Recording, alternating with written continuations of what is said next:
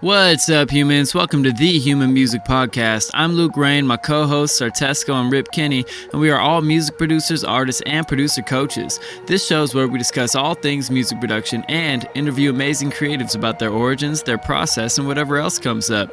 This week is episode 121, Rip Kenny on his album Escapism. Rip Kenny's album Escapism is now out on all streaming platforms. It's a celebration, humans.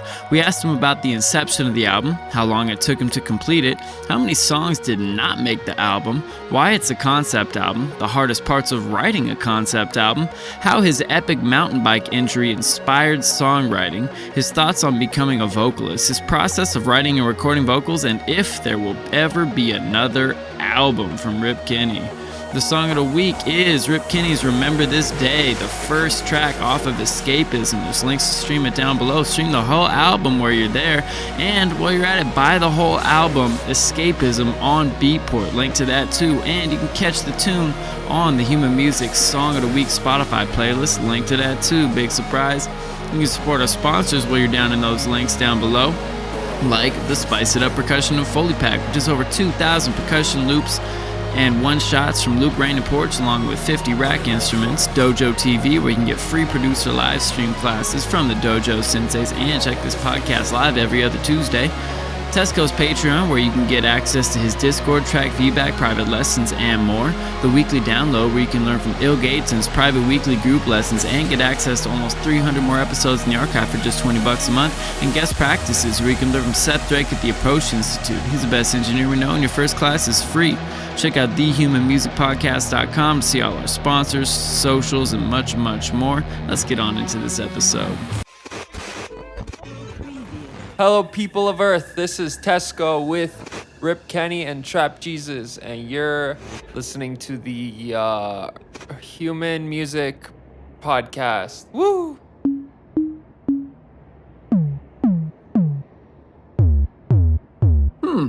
Human Music Podcast. I like it.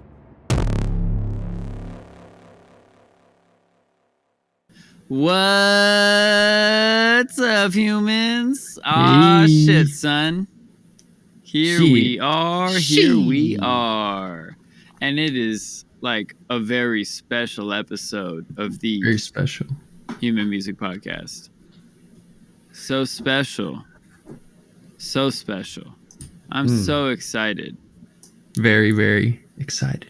And I just want to say, big up, Rip Kenny. Big up, Kenny. Oh, stop.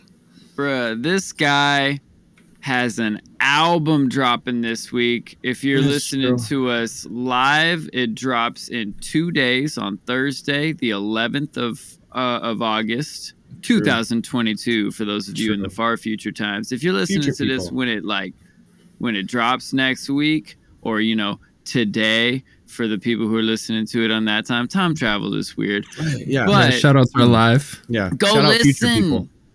Loop that shit. It bangs. Play it on your mom's computer at like a really low volume, like on repeat. So low that like she's confused where the sound is coming from, but like not so low that it's off, because Spotify actually, if the volume is off, it doesn't count the stream. Fun fact. So very low, but not too far on the other side of that. And also blast that shit on the biggest speakers you got. Yeah, that too. Also, they don't know if your your interface volume is up or down. You just can't turn it down on Spotify. This is new information to me, though. I didn't even know that. It makes a lot of sense. I'd actually wondered that before. Like, I wonder if I turn the volume down real quick if the stream still counts. Turns out, nah, son. But I mean, like you said, you just turn it off on your interface, and then keep looping that hoe. Yeah, exactly. Run it up. Not big up. So yeah, man, I just want to give Rip Kenny a chance to talk about this album. It's called Escapism. It is. And how many singles you got out already? 7. 7 singles have been out. They are climbing the charts, racking up them streams. And and now the rest of the album comes out. And how many tracks does it have on it? 14. 14. 14 teen. Beautiful. So yeah, I would love to, like, we've discussed it a little bit here and there, and talked about it a bit on the finishing an album episode we did a little while back when you had just finished the album. Yeah. And I would just love to have you give like kind of a comprehensive story of the superhero origin story of the album. Wow. Like what brought about wanting to do an album? What's the concept of the album? Why a concept album? How long you've been thinking about it versus how long you've been working on it? Wow. Yeah. So, okay, buckle your seatbelts. I'm going to try and keep this click on the tracks, but you know how we do on this podcast. That being said, I guess first things first, the concept for this album, so basically like the genesis of the inner workings of like music combined with like a thread of story and then woven into like visuals that go with it, has been something that like I've thought about like since the first year I was making music. I was like, what would the ultimate form of what I think I could deliver at a high level, what would that be? And I just always kind of had this idea for it, but didn't know if it would work and didn't know if anyone else had done it or whatever. But if anyone is familiar with the Get Outside mixtape that I curated years ago, like 4 years, classic. Of course you are. The boy Luke Rain had a fire song called Walk on Water. Yeah, actually, I just played that live. Hell yeah! Just on Saturday or Friday night at a Renegade camp out in the woods. Good. Yeah, man. Renegades still alive. Hell yeah. But yeah, that was kind of the original like test run of like, how would this work? Could I do it? And that was before I did any visuals or anything myself. So I still had really no idea what I was doing. And actually the story for it, I wrote and then typed in as SoundCloud comments on the mix on SoundCloud. And I really don't, maybe like 10 or 15 people may have actually noticed that's what was happening. Which is fine because it was the first time I'd done anything like that. But I realized that like for me conceptually, I really liked how that felt. And like if you had the attempt, like obviously the music by itself has to stand on its own. And then once that bar threshold has been met, then you can tack on like additional like content and context to like deepen the experience if someone has the time and attention to do so, right? Like not everyone is, or something, you're going to want to listen to the music in like all sorts of different settings. But like if you really liked the music or you like what, I do, then you had the gumption to sit down and actually like, pay attention to something. It would be a pretty special experience in my eyes. And I'd come into the finish line on like the story and the video that goes along with it. I'm happy to say that I actually do think it delivered at the bar that I was hoping it would originally. It's funny because like I've been working on the music for so long. And I basically gave myself a month and a half to finish the actual album video. And, in the process of like doing the album video, there's been a few moments that have been similar to like, how when you're writing that like really great song and you're just like, wow, fucking A, like, hell yeah, I'm loving this. That's actually, surprisingly happened a couple of times. And it's been reassuring, like to have that other side of the coin, on like, is it going to work? Because there's also been moments where I've been like, does this make sense? Is anyone going to fucking understand what I'm trying to do here? It's like fucking some written story with some visuals and like shit that I do and like all of this stuff wrapped into one. And so, yeah, just a general 50-50 mix of anxiety, terror, and happiness and satisfaction that goes along with any creative pursuit. This is no exception, right? But yeah, so basically like I was saying, the genesis of the whole concept is very long standing. And I would say about 2.5 years ago, I decided that I wanted to do the album that had been a thing on my board for probably 2 years prior to that. And yeah, over the course of like when that went on the board to now, there's obviously like a pretty big shift in the landscape of how music is released. Like Spotify was big back in 2017, but not nearly the like tidal wave giant, like, sorry, Tidal, but you're not actually I caught that too. Yeah.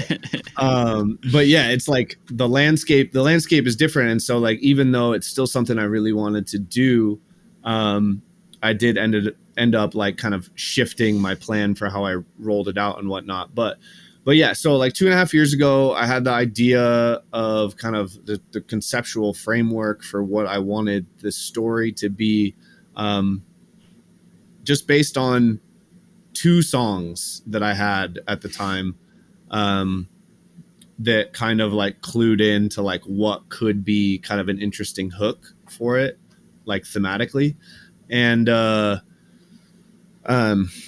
yeah, basically from there it was it's so funny because at the time I thought I had maybe 7 or 8 songs that could go on the album and fit the framework. And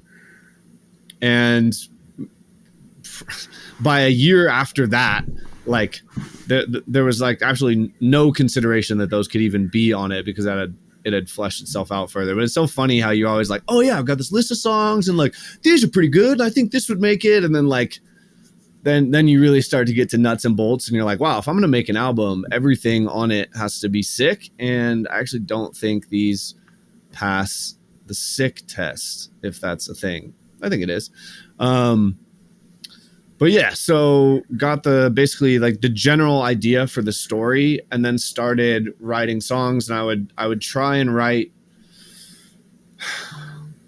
a song every week, like a draft of a song every week. Obviously that doesn't happen every time.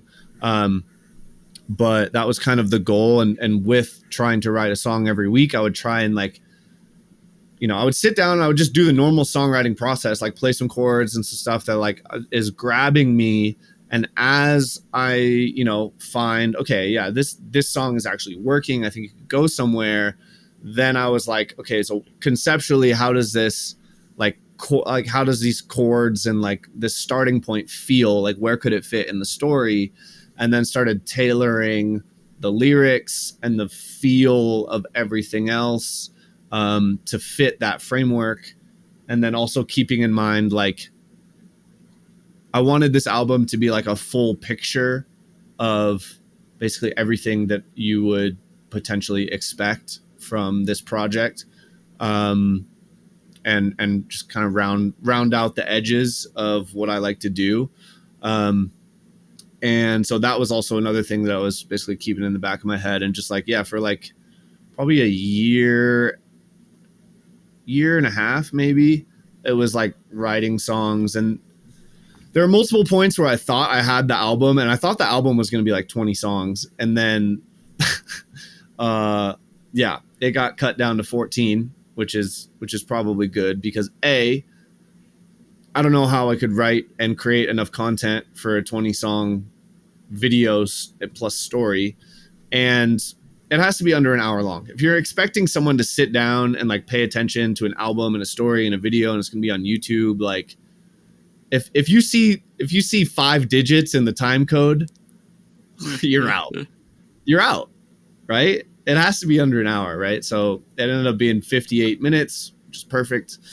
And, but yeah, so it basically just went from there. Like the conceptual framework of the story informed the music, and the music informed the visuals, and then like the content I was trying to get, you know, when I'm, you know, out with the GoPro doing things, what kind of shots I would try and get.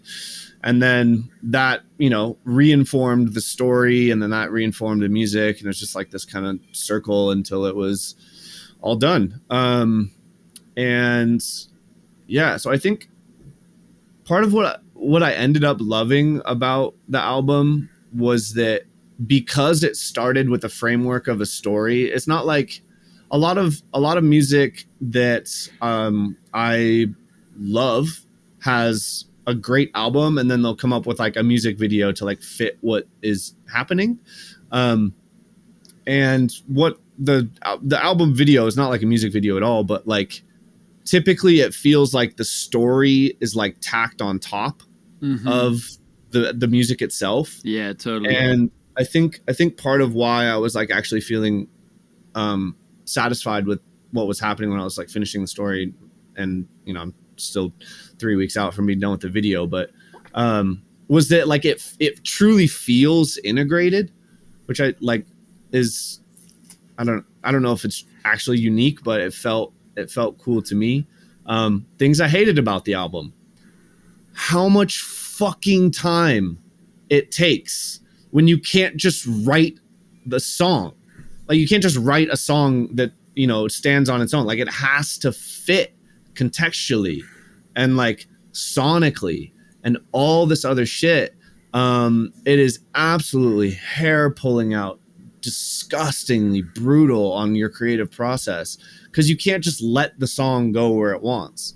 You have to like massage it into this framework. And I think that's a lot of the reason that some of these took so fucking long to finish. And it was, some of them definitely a full-on exercise in perseverance. There were multiple times where I was like, nope, the song's not going to be on the album. Come back 3 months later, like, fuck, like conceptually it has to be on the album because XYZ, this wouldn't make sense, and there's no blah blah blah. And so it's like you just have to accept the fact you're going to beat your head against the wall to finish it and do it. But yeah, that's pretty much the general overview of the album. I will say this, like if you listen to the album on Spotify and you like it, like the video with the story and like the visual and everything, like it's going to be dropping like one chapter / song a day starting August 25th. And the full video comes out 2 weeks after that.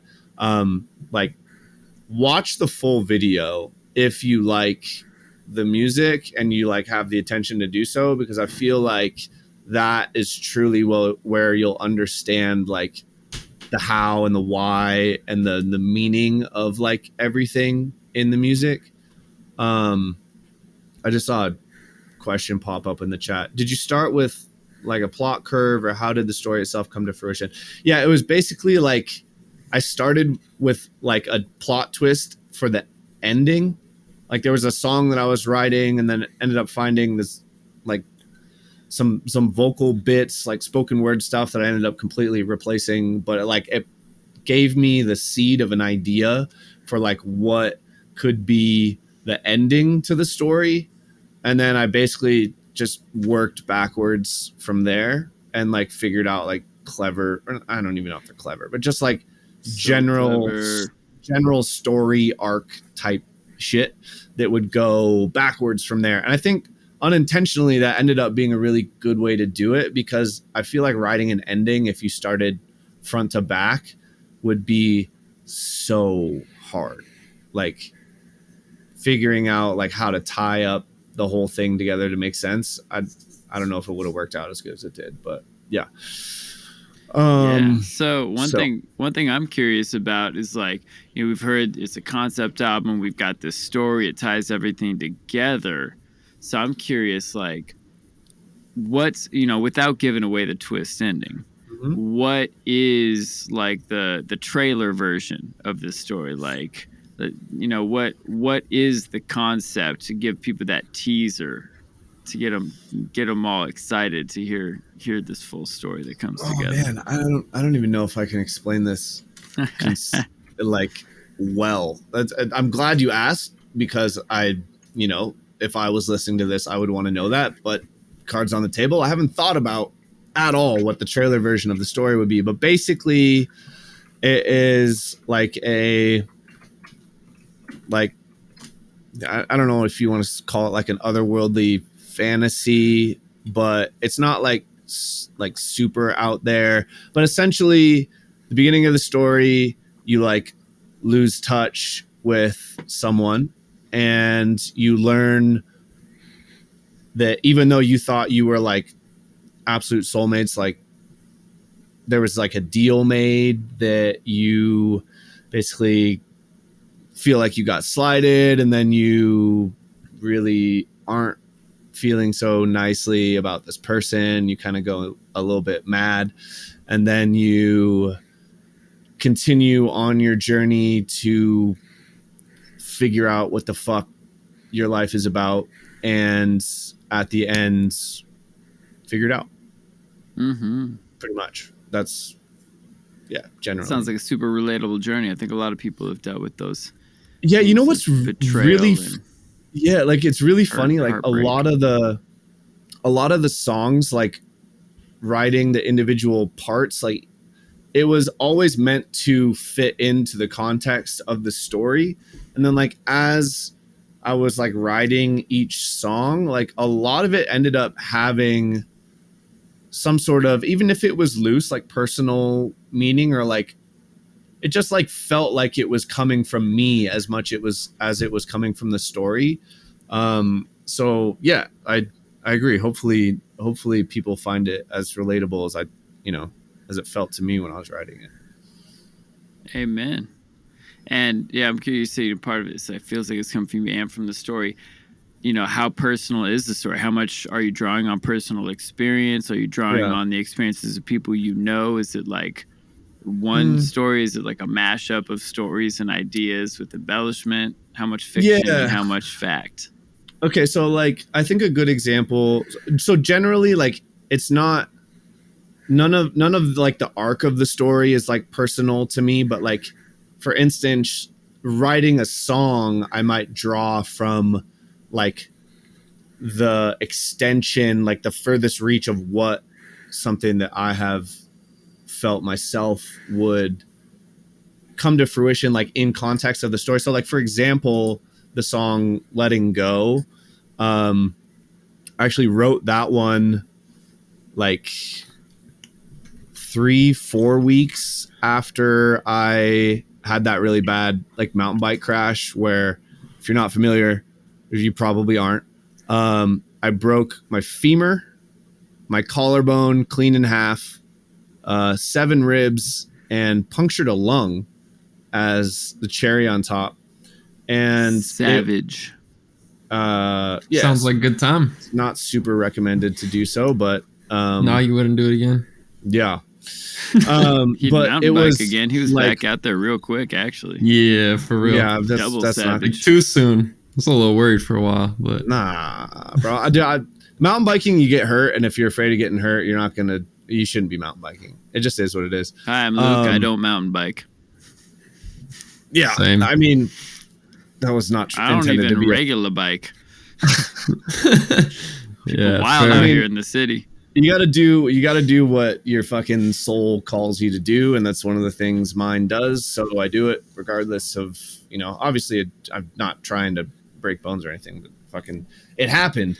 And so like it was also at a point in our life, we had just moved and bought a house, and like we were not in a financial situation to like fucking have me be in a wheelchair for weeks, and like medical bills and like all of this shit. And I had this insane guilt about it, as I think anyone would.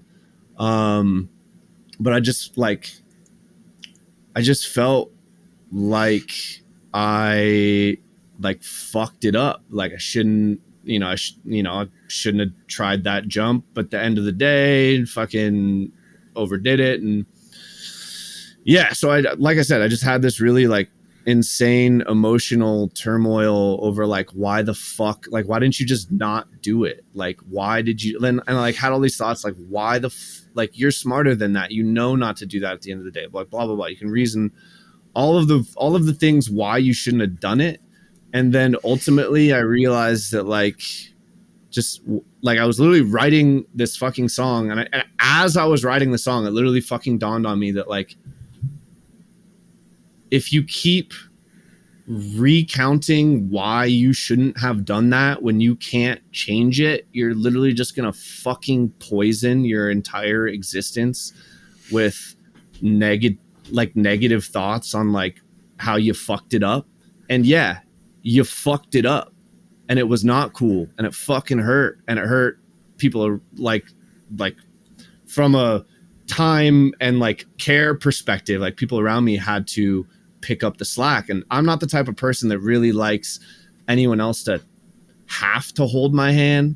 Like it's just kind of not really how I like to feel. I like to feel self-sufficient. And so it hurt, you know, twice as much, you could say. And so like that song was really like the catharsis of realizing like, fuck, dude, you got to let that shit go.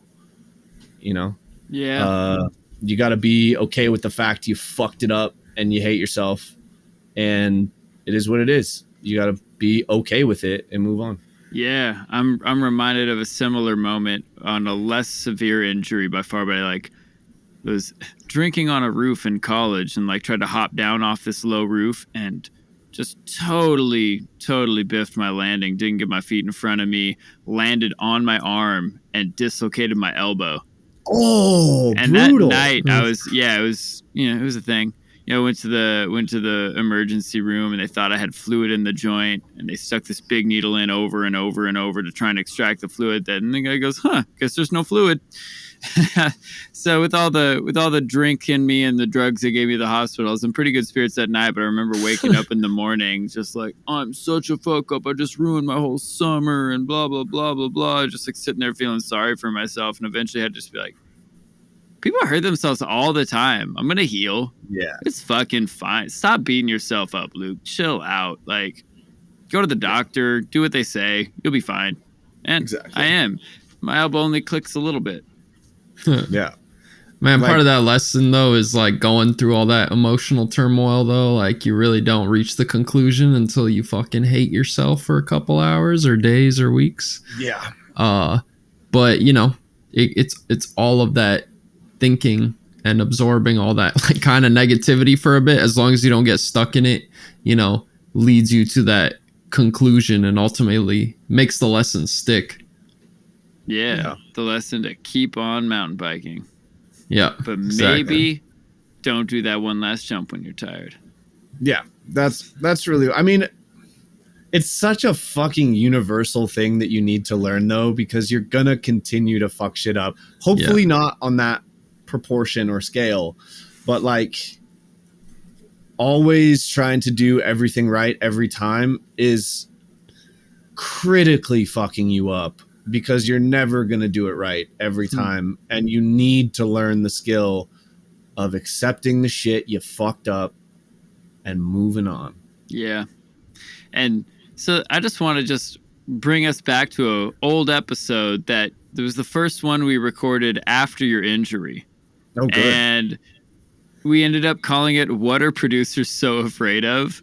It is like, we're terrified to make these mistakes in a song that we can totally just do another draft of. And Rip Kenny's like in a wheelchair talking about, can't wait to get back on that mountain bike.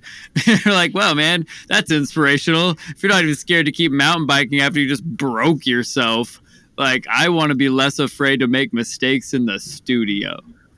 Yeah. I forgot about that. Man, what a throwback. I hadn't thought about that until just now. I forgot about that. Yeah. Wonder what number episode that was. Basically that.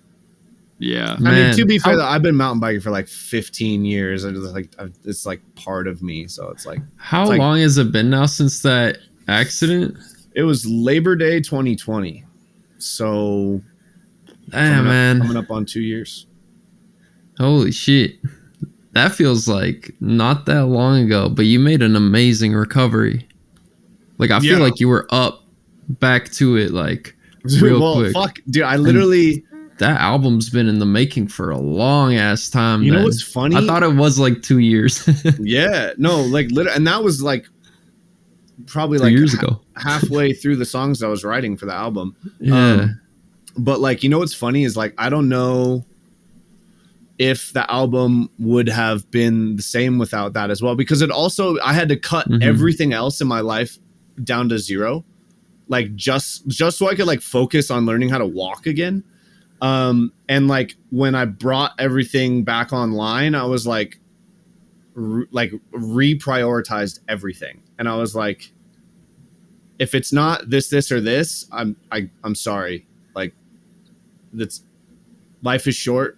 And like, these are the things that I need to do, like on this strange, short journey that you have after winning the cosmic lottery of being a human on this planet in this time period with the resources that you do.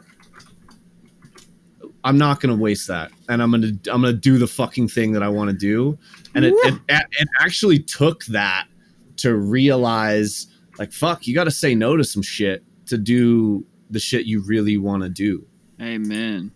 Yeah. Every decision, the side I heard was the same suffix as like suicide, homicide, like killing something. Like you're killing all the other options when you decide on one thing. Yeah. Even if that's not true, I'm gonna keep running with it because I like it. I mean, it's true. You have to kill some part of the thing. Like if you say yes to a thing that takes, you know, a chunk of time out of that other thing, you're killing that portion of the stuff for the other thing that you want to be finishing that you don't have time for anymore. So amen. It makes sense to me. Yeah. So I looked it up. That was episode 22. Holy this shit. Is episode 121. That was 99 episodes ago. Damn, son. And he can walk and ride a bike. It's true. Well, you know what's funny? And write a mean album. So like, yeah. Just like riding a bike. It is. You sometimes in the album process fall and feel like you broke yourself, but you get back up and you keep going. It's true. Otherwise, why are you doing it? Hey, man, so I'd love to talk a little bit more about your vocal process, how you became an artist that incorporates vocals, all that. I think, you know, I've been teaching a lot of people that have been asking me how I got into vocals, and they're kind of curious. And I remember how hard and weird it was at first. And then there's kind of that stage where it's like, you know how to make noises into a mic and you know how to put a vocal chain on it. But how did you transition into being like an artist that sings and that's like a core part of your sound? God, it's so funny to hear you say that because I still don't feel like that, even though it is objectively true.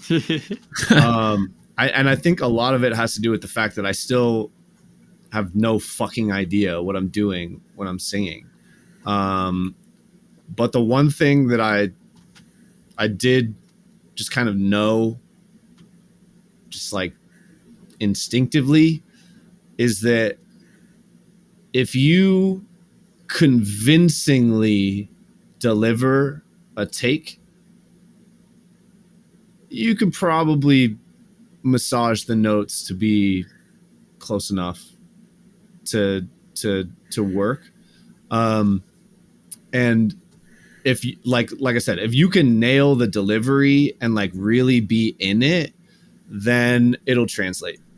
And for someone like me who doesn't have a good singing voice, I literally swear to God, I could not sit here and sing you a song that you'd be like, wow, that guy can sing. I absolutely cannot do that. But what I can do is have my microphone right here and have the idea for how I want it to sound in my head and do it 100 fucking times until that one pops out that you're like, yep, that's what I wanted. And then you use that one, and that's what everyone listens to and is like, oh, cool, yeah, he's doing vocals now, sick. But like, yeah, that's literally it. So let me ask you this. So when you're going and you're writing a song, you know, I know from our previous conversations, you start with the chord progression, all that, kind of build like a foundation, and then you sing on top of that. But how do you go about planning out, like, because your songs have like concepts to them, and you're saying something with your lyrics. So what's the process like for you in terms of like planning out kind of your vocal melodies, like when you're gonna use certain parts of your voice? Is that just like lots of experimentation? Do you got to sit with that for a while, or do you strategically plan like, all right, I'm gonna have a section where I go high, and then this section I'm gonna go low because the production drops out? Like, just lead me kind of through your thought process in terms of how you use them as an instrument in like the writing process. Yeah. So I would say typically at some point within the, first 5 to 10 hours of writing a draft, like I know whether or not the song needs vocals. And if it does, typically like later that evening of writing that draft, or maybe the next day, I will just start doing the vocal process. And a lot of it is really just like knowing it has to get vocals. And I know if it has to get vocals, I probably want to have, these sections, like a verse, like roughly fleshed out, chorus roughly fleshed. And I'm talking like have a guitar part to sing over, and like some other, like a bass line, like a Reese or something that you like know melodically and thematically what it's trying to do. And then once I have that, then it's like, okay, I can record vocals. And ideally you'd have the vocals in there like as soon as possible, because having a vocal in there at the start allows you to just do the cool shit with it that you want to. But really the process is like, once I get to that point with the song that I have enough that I know I can write on it, it's sit here, sing some mumble melodies, and then generally like there's no like technical like, oh, I want this to do this here and this to do this here. Like I'll just when it feels right, and then that's when I like stand up and start recording the stuff. And I wish I could say that from that point it's always a linear woohoo and then the song's done. There have been a couple know better. Yeah, right. There have been a couple occasions where it's like, yep, the first vocal melody I sung was the one that I wanted, and I might have had to re-record some lines for tone or notes or whatever to get it right. But like generally the first idea was the one. Like How Do I Become was totally like that. Like the verse melody and the chorus melody and everything, it was like, that was definitely like one of the easiest. But then like I'm Okay Alone, like you heard the draft that like I played for you when I was doing just like, hey, like listen to this rough copy of the album, like what do you think? And 2/3 of the vocals on that still sounded like shit. And from that point I had to record another full song's worth of vocals 3 more times after I had already done it 2 or 3 times to get that one. And that was a struggle, because it's like at some point you lose context of like what you were trying to do with the original vocal melody and stuff. And what I'll say is that it's not impossible to like continue to work on it until you figure it out, but you have to understand that there's like an exponential ramp of how much more time it's going to take when you're that deep into it, because you just lose perspective of like what the right thing is, and you start trying a bunch of stuff, and then you try something new and you think because that's new it's better, and then you listen back and you're like, wow, that doesn't actually have the same emotional gravity or whatever it is. Lose that sauce. Exactly. That magic, like exactly. You can't get that back. But the consistent piece that I can absolutely tell you and everyone listening to this is that when you know, when it sits right and it feels right, leave it, go with it, because I mean, that's really just it. Like, I'll just keep working on it until I listen back to it, and I'm like, yep, that's the one. So I know this is an unanswerable kind of question, and it probably varies and all that, but generally speaking, so when you talk about working at it till you figure it out, I'm curious how much of that is like, you write the melodies first, and then it's about finding the words that kind of fit the feeling of the melodies that you did, versus like, I have some phrases, I have some specific stuff I want to say, let me make melodies out of this. Do you find you often change the melodies to fit certain words? Do you find it's kind of like a half as you go? Yeah.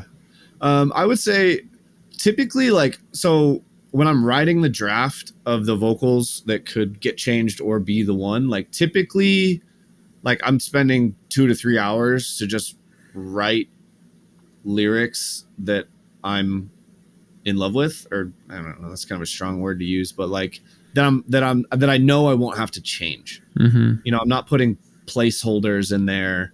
I'm like getting it right lyrically. So that even if I do want to change a melody, like that old one might work as a backing vocal, or, you know, like you're not. So another good example is like, I'll have like maybe sometimes like a vocoder layer that's like kind of pushed back, like through some sort of bass line or something like that, to kind of give some, just low end beef. And like, if you change words, like, and you have to like rebounce, I guess I'm really talking about I'm Okay Alone, because I had this whole vocoder thing that I probably spent like 2 days processing and getting right. Which is sick as fuck, by the like way. Fucking 4. You know what's funny about this too is that the vocoder got fucking axed after spending 80 hours on all of that, except in the bridge. And in the bridge, I feel like it actually does give the sauce that it needed. But like, it's one of those things, like I spent 2 days processing this vocoder layer to be like a fucking fundamental piece of the vocal like delivery and like feel in the song. And ultimately it had to go. But like, all of that to say, like, if you get the words right from the beginning, a lot of the other stuff takes less time and less reworking. And so, you know, what's funny is I don't even know if that's conscious or not. It's just like when I don't want to have to redo it if I don't have to. Like, if the first take, like, how do I become? If the first take is good, or the first go through, the first take is never good for me. I'm talking like probably around take 25. That's where the good warmed up, like feeling it stuff happens. But like the first session of recording, hopefully you could get the final out of the first session of recording. And so, hopefully that answers your question. When you talk about coming back to these songs, multiple sessions, recording like 4 days worth of vocals. Yeah. Are you chipping away at it section by section? Like by day 2, you got a verse you're happy with, or are you like re-recording the whole song over again and you're just using the fresh takes, or do you like comp together all the days worth? Yeah. It's typically like I'll just use the best takes of whatever day they came out of. And but like when you're approaching the track, like do you bother re-recording everything to like get the feel the same, or are you just like the bridge these like so that's a really good point. Typically what will happen is I will know that I need to re-record this section, and then by the time I'm warmed up and getting good takes out of that section, I'll be like, well, it's already pulling teeth to get me to stand up and like sing shit anyways, and I'm like in the zone, so I'm just gonna loop this 4 bars of the verse and sing that 20 times, and then loop, you know, this chorus and sing that 20 times and hit the bridge 20 times. And like, by the time I'm in the zone singing, like legitimately, like I'm actually having fun at that point. And so I will just continue to just like make a shit ton of work in comping the rest of it, because my OCD brain is also like, well, if you sang 20 takes, you should probably listen to all of them. And when I say 20 takes, it's almost always like 50 plus. Yeah, of course. Just because it's always like, oh yeah, that one was good, but I think I could do it better. And then the next 10 are like clearly not better. And then the 11th one is like, oh, was that better than the other one? But I'm standing up and the computer's looping. So I'm like, well, I might as well do it again. And then I just fry my voice. Absolutely fry it. But yeah, that's it's sick for your style though. It can end up sounding not for your vocal health, but you know. No, not at all. Dude, you know when I've been recording vocals because I sound like I chain smoked 8 packs of cigarettes in 2 hours. Just rock and roll, baby. Yeah, I suppose, yeah. So well, what's your favorite tune off the album, you think? I've thought about that. I know favorites can be hard. And I don't. Which ones do I really, really, really like? The first one, the third one, the fourth one, the fifth, the sixth, the seventh, the eighth. So I hear you like literally the whole album. I literally tried to skip the second one, and then I was like, well, I also really like that part of that one. If it's on the album, it's because I absolutely fucking love it, and I like can't.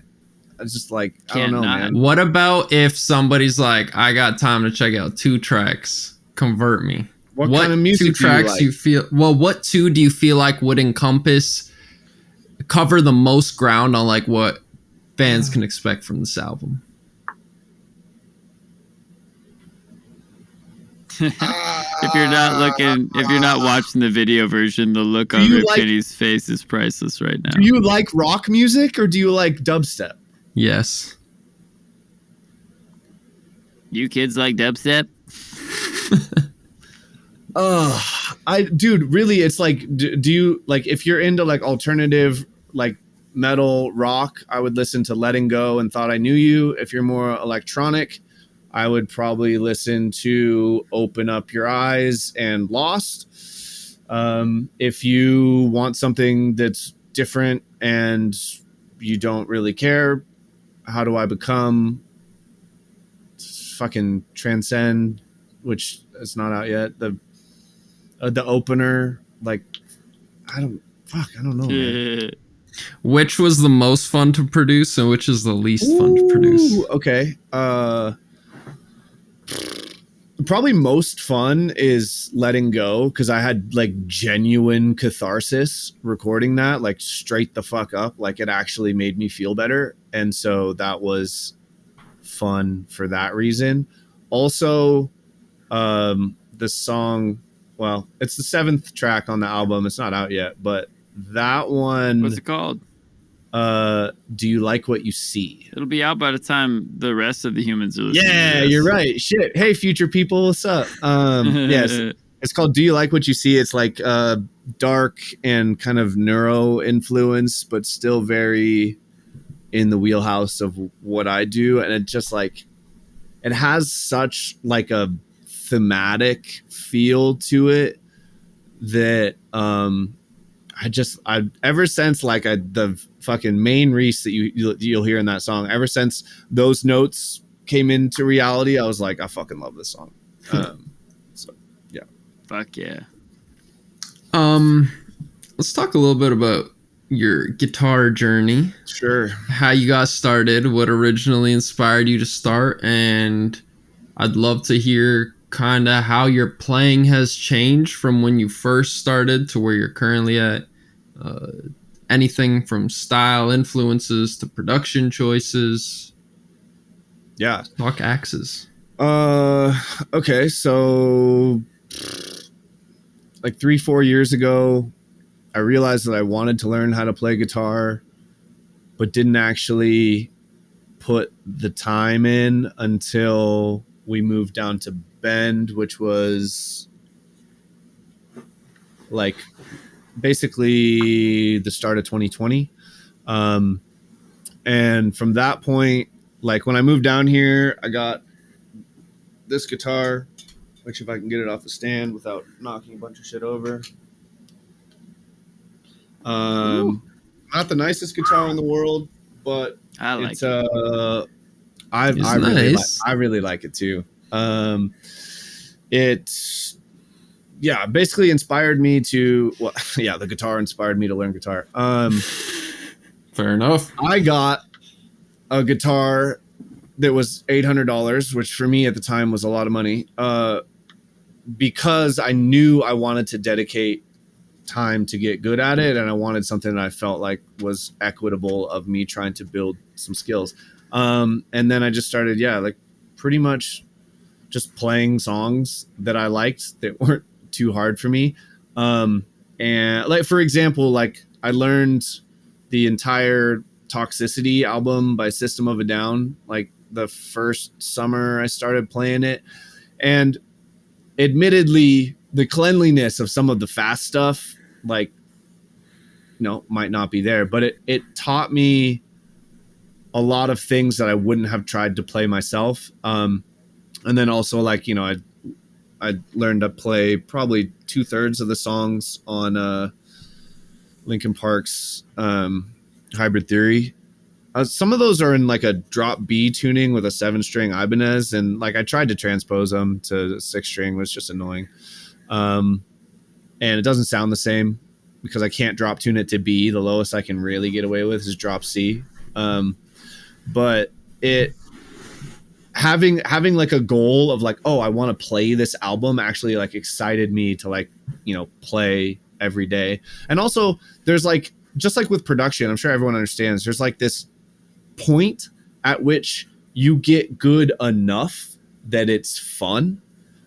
And then that's really where like the intrinsic motivation like started getting me to play it a lot. What's really fucked up is that as I've been finishing this album in like super grind mode, I have hardly played guitar over the last 4 months, and that is an absolute travesty.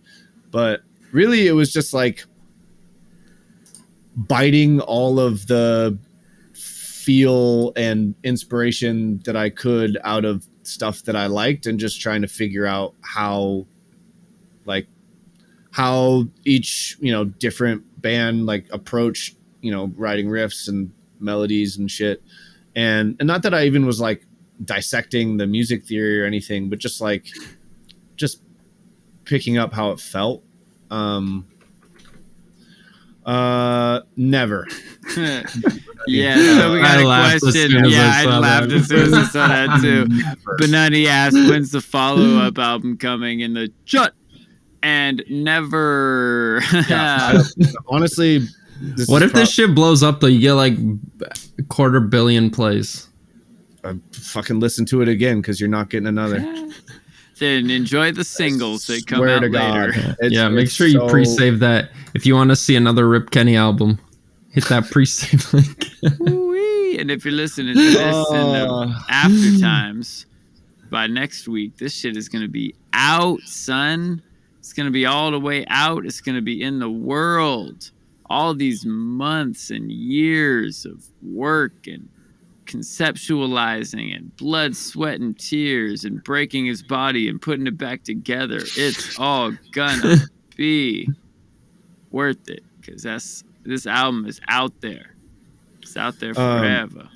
Dude, it's actually insane. Like, just as like a little personal like vouch for it, that shit is insane, bro. When you sent it to me, I was just like mind blown repeatedly just listening to that shit on repeat. But I made sure not to listen to it too much, because gotta bump it when it comes out. I must have ran it through like 5 times that night you sent it to me. Well, I appreciate every facet of that. And yeah. So Nick, aka Dad Squad, is real pumped for this album. And Frank Rock asks, how many tracks did you make before you cut it down to the final 14 on the album? How many do you think you had total that were in the running at one point? Yeah, so like over the 2.5 years that I was specifically writing music for the album, I think there were probably 30 songs that I thought were like actually going to go on it, not like rough sketches, like songs that are, just needed a mix and master and were done. Like 30 that I at the time thought they were going to be on the album, and then later realizing like, well, it's not really the style of what I'm trying to do, or I don't think it's the quality of what I'm trying to do, or thematically, like the lyrics and everything just they're not really fitting into the story the way that they need to. And so of those 30, like I said, I thought it was going to be a 20 track album, like straight up. I really did. And realizing that, aside from thinking I had 20 tracks that were worth listening to, it just couldn't be 20 tracks to work as what I was, to do what I was trying to do. And so, I mean, ultimately I think the fact that it is 14, all of those 14, it was like, no, I can't let this one go for X or Y reason. Like they have to be on there. And I think that probably served it better. Yeah. To be honest. Yeah. So. I heard, I mean, one of my top albums of all time of most listens is probably 2001 by Dr. Dre. And I heard, through the rumor mill that they probably put together over 60 tracks to make a 20 track album. And, yeah, I believe it. And, it shows, when you just make a bunch of tracks and see like, wow, all of these ones are undeniable though. Yeah. That's how you make a classic. That's really the point. Like for something that like I'm going to put this much work into to like make a cohesive thing that is like at the highest echelon of what I think I can deliver on. Like it has to be undeniable or it has to go. And like, obviously that's subjective and something that I think is undeniable. Someone else could be like, oh, that's fucking garbage. But for me, the ones you're like, meh, somebody else like, that's my favorite. Yeah. And it's like, for instance, like there have been a few songs that I have just loved that like one of my best friends or Shell were like, this sucks. And nah, fam, this ain't it. That's Rip.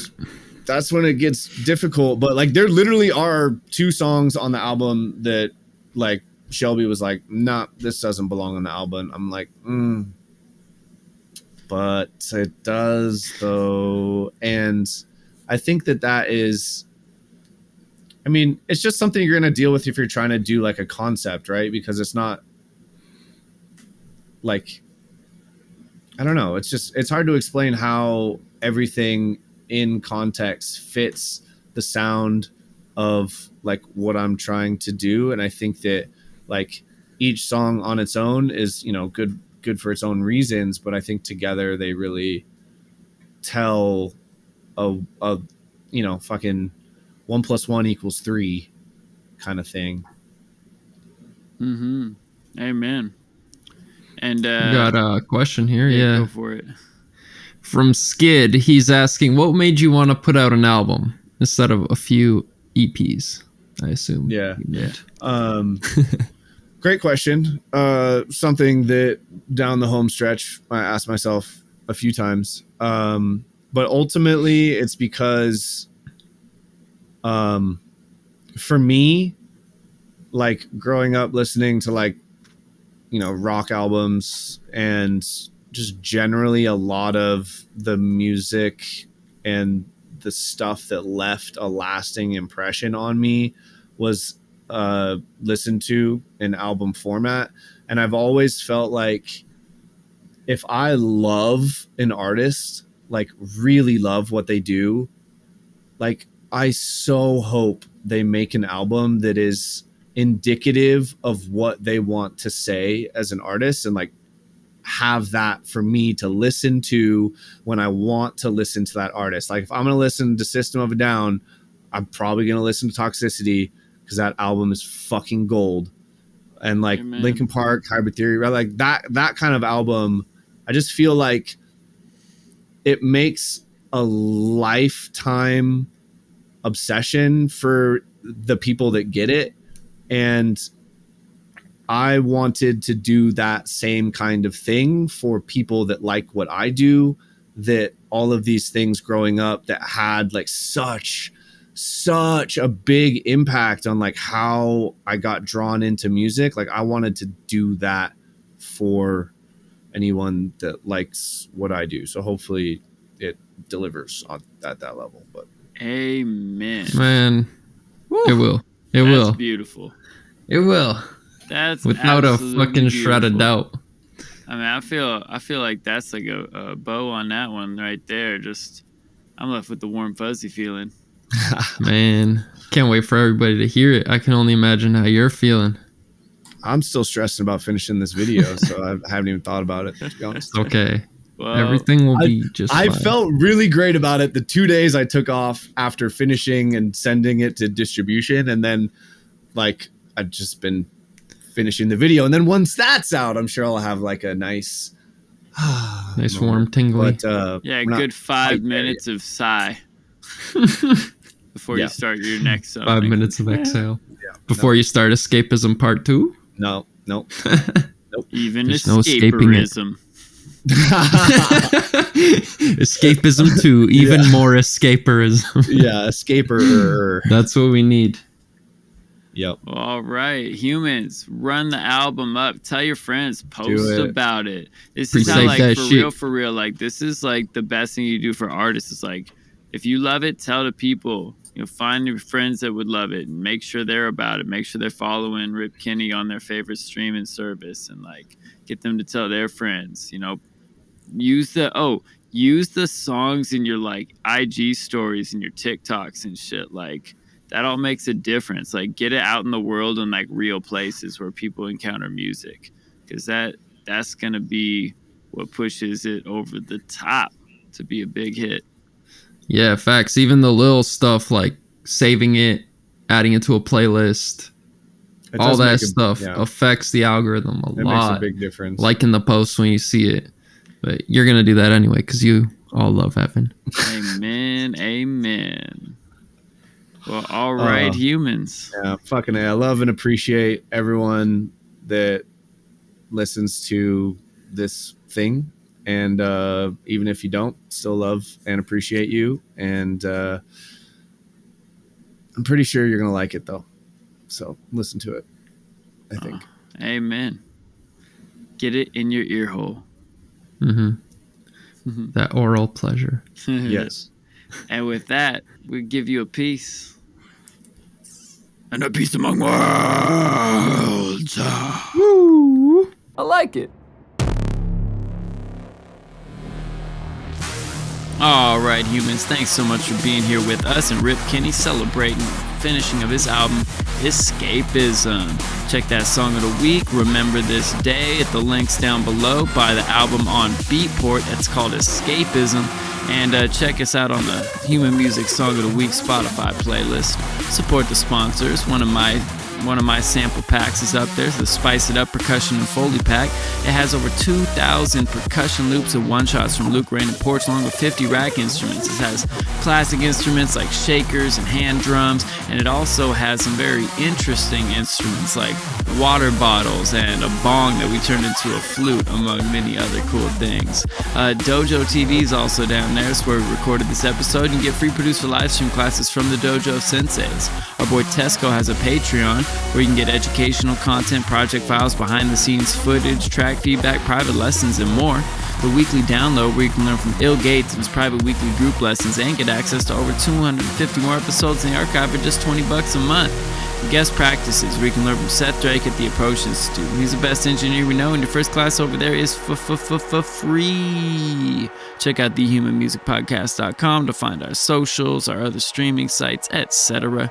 And till next week, humans, peace and peace among worlds.